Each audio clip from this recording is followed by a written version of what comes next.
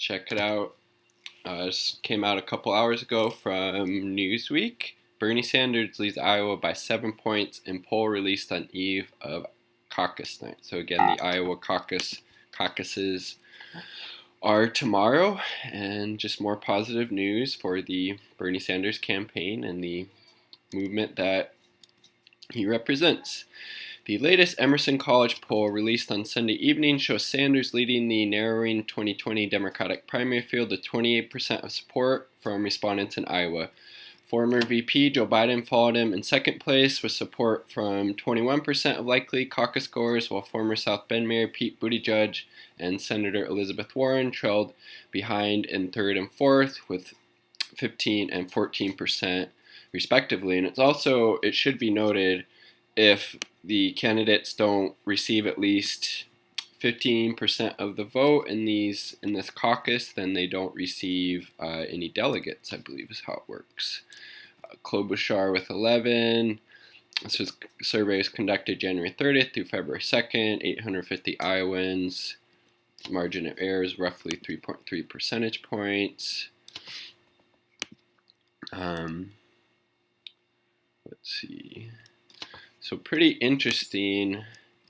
And again, this was, on the heels of the Des Moines Register CNN poll not being released due to the supposed omission of Pete Buttigieg.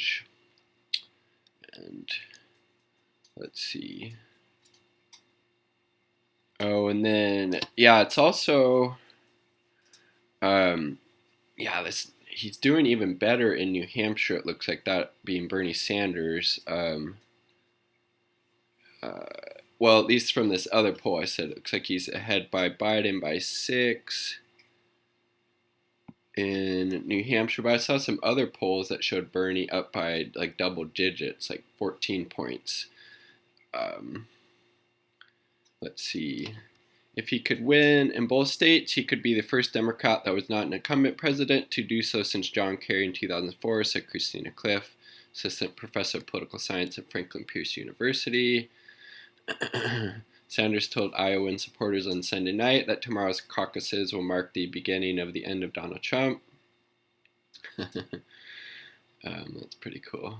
This is Bernie. I've really been impressed about how serious the people of the state are examining the issues and listening to the candidates, he said, and I thank you all very much for that. I don't have to tell anybody in this room that the 2020 election is the most consequential election, certainly in the modern history of America, and quite possibly the history of America. There's a boy, there's Bernie. So again, just more positive news for the Bernie Sanders campaign and the movement he represents. Up by 7 in Iowa. But again, like Bernie has pointed out, now is not the time to, ease up. We got to keep doing everything that we can to make sure he gets the nomination, knocking on doors, making phone calls, texting, donating if you can, talking to friends and family members, posting, sharing on social media, because again, the DNC, corporate Democrats, the kind of liberal establishment, as well as, the Republicans, once he's in the general election, will, throw everything they can, including the kitchen sink at Bernie, and just make up all kinds of lies and smears to try to defeat him, because he's just the, complete antithesis of the Democratic neoliberal establishment, because Bernie Sanders truly and deeply really cares about the working people of the United States, and he has a policy and agenda platform that,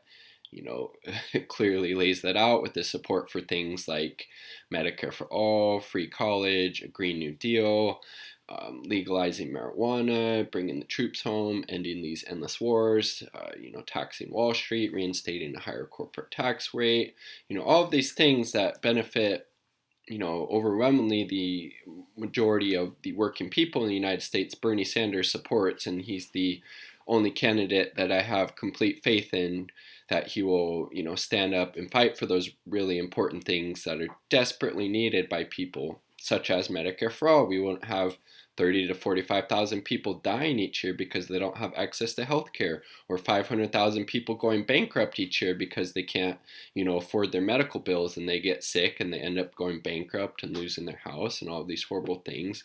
Bernie's the only candidate who would fight for those things, fight for us, fight for the working people's interest, while president.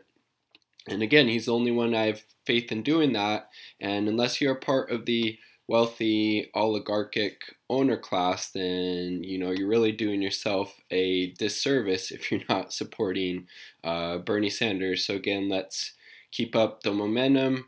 Let's act like we're 10 points down, like Kyle Kulinski always says, and make sure Bernie's the Democratic nominee, and then we'll do everything we can to make sure he beats Donald Trump. Peace.